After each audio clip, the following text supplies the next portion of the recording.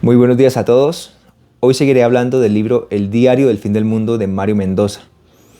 En el capítulo anterior, yo les comentaba y llegué al punto en el que Daniel ingresó a la guerrilla del ELN y decidí parar para relatar y para comentarles sobre un personaje súper importante en esa decisión.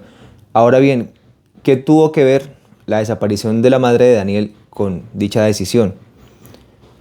Todo se debe a que Daniel tenía una muy mala relación con su padre y su padre con Daniel, pues su padre era una persona que no sabía comunicarse, una persona grosera, una persona violenta. Y debido a la desaparición de la madre de Daniel, Daniel comenzó a sospechar de su padre. Pensó incluso que él tenía que ver con la desaparición de ella. Su padre hacía llamadas en las cuales hablaba en alemán. Daniel entendía muy bien qué decía su padre y su padre siempre se quejaba de la relación con su hijo y con su esposa y siempre menospreciaba el lugar del que ellos venían y siempre hablaba con desconfianza hacia su esposa y hacia su hijo. Perdón, se refería con desconfianza cuando hablaba de su esposa y de su hijo.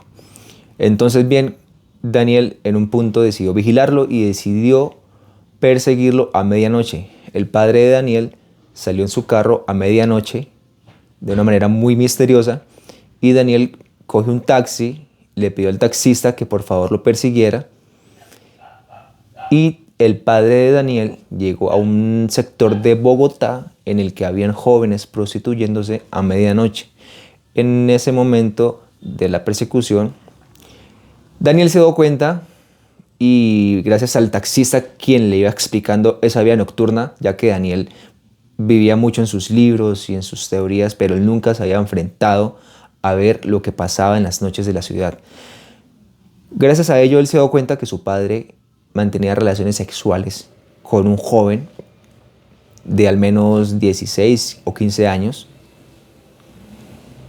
de cabello largo, de facciones indígenas, y lo llevó a un motel donde entran solamente parejas gays. Después de eso, Daniel quedó destrozado y quedó súper confundido porque su padre era una persona machista, una persona violenta, una persona xenofóbica. Entonces, peor aún, fue ver el enfrentarse a esa realidad en que le gustaban primero los muchachos, los hombres, y que le gustaba esa facción indígena que por dentro y que en su forma de hablar siempre menospreciaba. Daniel quedó con esa imagen del muchacho, pero quiso perseguirlo más a su padre y decidió cerrar la boca, decidió seguir con su vida y enterarse de eso en silencio, aunque le afectó mucho. Pasaron las semanas en las que Daniel siguió buscando a su madre por los barrios más marginales de Bogotá y tuvo un extraño encuentro. En el bus en el que él iba, en la parte de atrás, se montó un muchacho con las mismas facciones que tenía el muchacho con el que su padre se acostó. Para Daniel era una casualidad idéntica, o era un clon muy idéntico o era el mismo muchacho, pero era idéntico. Cuando el muchacho se bajó del bus, Daniel se bajó también y lo persiguió. De manera cuidadosa, obviamente, el muchacho llegó a un parque en el que se sentó con otros jóvenes de su edad a hablar y conversar. Y Daniel aprovechó la oportunidad para hablarles acerca de su madre.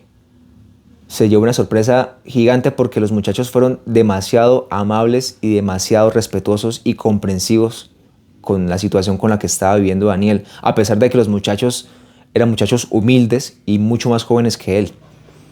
Y por supuesto Daniel venía de una clase acomodada, que eso se puede ver fácilmente en su forma de vestir y su forma de hablar.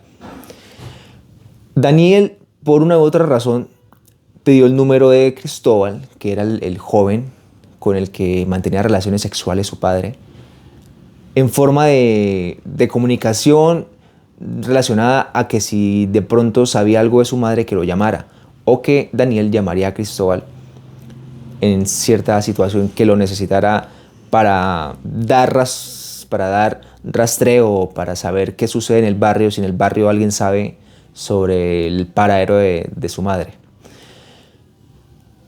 Mucho después, creo que un par de días o semanas, Daniel llamó a Cristóbal, se comunicaron y Cristóbal le dijo, ven al barrio, te invito a una misa, que entre paréntesis, Cristóbal, el muchacho que se prostituía, era un joven muy devoto, quien invitó a Daniel para que fuera a una misa en la cual se pediría por la aparición, el paradero de la madre de Daniel, o al menos porque ella se encontrase en muy buenas condiciones y no se encontrase sufriendo.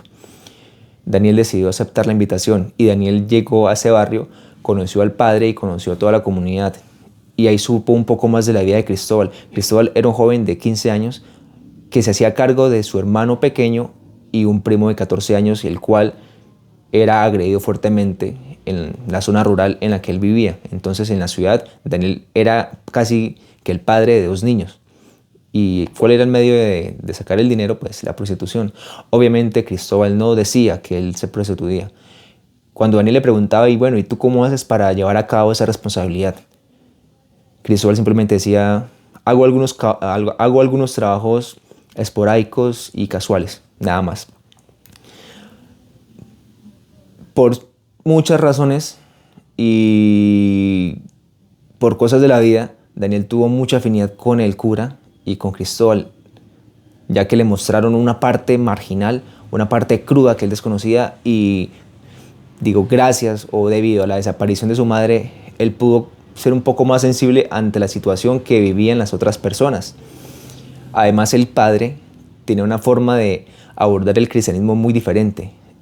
Era una persona que para nada tenía como forma de ser la mojigatería, y eso fue algo que llamó mucho la atención de Daniel. Además, el padre era una persona joven y era muy intelectual, era una persona que sabía comunicarse muy bien y que daba ideas muy auténticas. A pesar de que sí hacía parte de una ola de, digámoslo, de religiosos que estaban afines a la política de izquierda.